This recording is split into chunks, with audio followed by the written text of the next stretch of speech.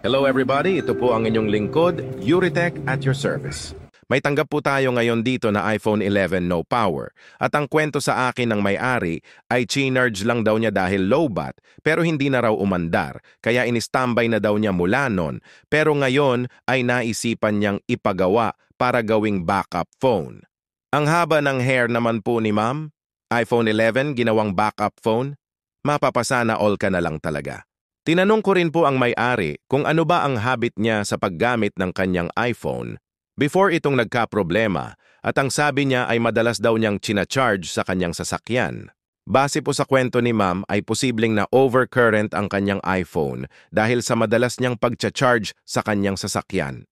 Konting kaalaman lang po para sa safety po ng ating mga minamahal na telepono. Hindi naman po masama ang pagcha-charge sa ating mga sasakyan, pero may pamantayan po na dapat natin sundin. Huwag na huwag pong i-start ang ating sasakyan kapag nakasaksak ang ating cellphone sa car charger dahil posible pong mag-overcurrent ang charger at dumiretso ang sobrang kuryente sa ating telepono. Generally speaking ay safe naman po pero much better na iwasan na lang. Dahil posible po kasing masira ang charger at maapektuhan ang ating cellphone. Ganito po kasi ang nangyayari before i-start ang engine ng sasakyan ay usually ay 12 volts yan. At kapag in-start na ang engine, ay magda-drop sa 9 to 11 volts ang battery supply at kapag umandar na ng normal ang engine, ay tataas sa 13 to 14.7 volts ang supply. At dahil sa mabilisang pagbabago ng volts sa ating sasakyan, ay may posibilidad na masira niya ang ating charger, lalo na kung ang gamit nating charger ay yung mahinang klase. Kaya for me, ay prevention is better than cure. Like for example po dito sa ginagawa kong iPhone 11, na sa aking palagay ay biktima ng pagcha-charge sa sasakyan. Kaya po kasi nawalan ng power itong iPhone ay dahil fully shorted ang first terminal ng power line, which is the battery terminal. At ang nakikita nyo pong ginagawa ko ay hinahanap ko po ang posibleng shorted na component sa pamamagitan ng pag-i-inject ng current sa battery terminal at paglalagay ng rosin flux sa mga component na directly connected sa battery terminal. In this way po kasi ay mag-iinit ang shorted component at dahil very sensitive sa init ang rosin flux ay matutunaw ito. Kaya malalaman po natin na yun pala yung shorted na piyesa. At dahil wala akong nakitang umiinit na piyesa sa bandang ibabaw ng motherboard, ay posibleng nasa kabilang side or nasa loob ng sandwich board ang problema. Kaya kakailanganin natin biyakin ang logic board para maipagpatuloy natin ang paghahanap sa shorted component. Dito na po magsisimula ang matinding bakbakan dahil bukod po kasi sa maproseso ang ganitong trabaho ay masyado pang delikado. Pag nagkamali ang technician dito ay masasayang lang ang aming effort at oras plus madidisappoint pa ang aming kliyente kaya nakaka-pressure talaga sa part na ito. Kaya hiling po sana namin sa aming mga kliyente na huwag po sana nyo kaming madaliin. Bigyan niyo po kami ng malayang oras para kumpunihin ang inyong minamahal na telepono. The more po kasi na nararamdaman naming nagmamadali kayo, ay the more po na bumibigat ang pressure na nararamdaman namin at ang resulta po ay posibleng mawala kami sa focus at maging dahilan para hindi po namin magawa ng maayos ang aming trabaho.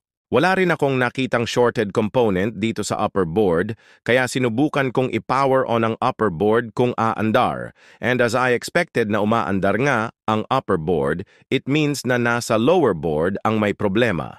Ito na po ang lower board ng unit at ang nakikita nyo pong may OL letter ay multi-tester po yan. Gusto ko lang pong ipakita sa inyo na shorted nga ang linya ng VDD main sa lower board sa pamamagitan po ng reading ng multimeter. At dahil kumpirmado na natin na shorted nga ang VDD line, ay dito na rin tayo mag-i-inject ng current para sa paghahanap ng shorted na component. Gumamit na rin pala ako ng thermal camera dito para mas mapabilis ko pa ang aking paghahanap. Pwede naman kahit rosin flux lang, pero mas gusto ko po kasi ang thermal camera dahil bukod sa mabilis na, ay malinis pa ang resulta. Ito ang advantage ng meron tayong thermal cam. Sa tulong ng thermal camera ay malolocate agad natin yung area ng sirang component. hindi na natin kailangan pang lagyan ng rosin flux ang buong logic board na bukod sa magpapa-oily pa sa buong area ng board ay dagdag trabaho pa sa atin sa paglilinis. Then after natin malocate ang area ng sirang component, ay saka natin ito lalagyan ng rosin flux para accurately natin makita ang piyesang naging dahilan ng pagkawala ng power ng iPhone 11 na ginagawa natin ngayon. Ito yung area kung saan nakita natin sa thermal camera na may kumikislap-kislap, kaya dyan ko nilagyan ng rosin flux. Sa dami ng component sa area, ay hindi natin alam kung saan dyan ang exactly sira. But with the help of rosin flux, ay mapipinpoint natin ang shorted na component. And speaking of pinpoint, ay ayan na nga't nagpakita na ang tunay na salarin, kasing laki lang pala ng kuto pero ang perwisyo na hatid ay limpak-limpak na salapi. Sinimplehan ko lang ang pagtatanggal. At hindi ko na rin pinalitan dahil sobrang dami naman ang natirang piyesa na katulad lang din niya ng trabaho. To make it sure na wala ng short sa lower board, ay tinest ko ito sa multimeter. And I'm glad to know na normal na ang reading ng multimeter, no more shorted sa linya ng VDD main. Then, ang next pong ginawa ko ay nilinisan ko ang lower at upper board para mapagdikit ko na sila ulit. At tulad ng sa pagbibiyak ay matrabaho din po sa part ng pagre-reassemble sa lower and upper part ng logic board.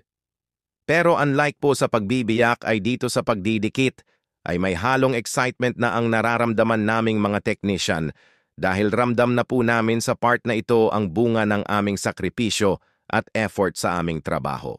Naglalagay rin po pala ako ng thermal paste dito sa loob ng sandwich board para yung init na nakikreate ni CPU at baseband ay maidistribute at hindi mag-focus sa iisang piyesa lamang. Mahalaga po ang role ng thermal paste sa health ng motherboard kaya huwag po kalilimutang maglagay nito sa inyong mga ginagawang motherboard. Bago ko nga po pala ia-assemble ang buong unit ay dinoble check ko po muna ang motherboard for the final moment para assurance na wala na talagang short sa logic board and right after kong makonfirm na back to normal na ang motherboard ay inassemble ko na ang iPhone 11 ng aking kliyente. Mahirap at masaya ang pagiging cellphone technician, mahirap dahil stressful ang trabaho at malakas maka-anxiety kapag makulit ang customer. Ngunit dobling saya naman sa pakiramdam lalo na kung nakikita po namin na masayang umaalis ang aming mga kliyente sa aming mga repair shop. Sana po ay nag-enjoy kayo sa panonood at the same time po ay natuto sa video natin ngayon. Ako nga po pala ang inyong lingkod Yuritech at your service. Antabayanan po ninyo ang mga susunod ko pang video na bukod sa kaaya-ayang panoorin ay kapupulutan pa ng kaalaman. At para lagi po kayong updated sa mga susunod ko pang video ay huwag nyo pong kalimutang i-follow ang ating Facebook page at YouTube channel. Hanggang sa muli po. Salamat!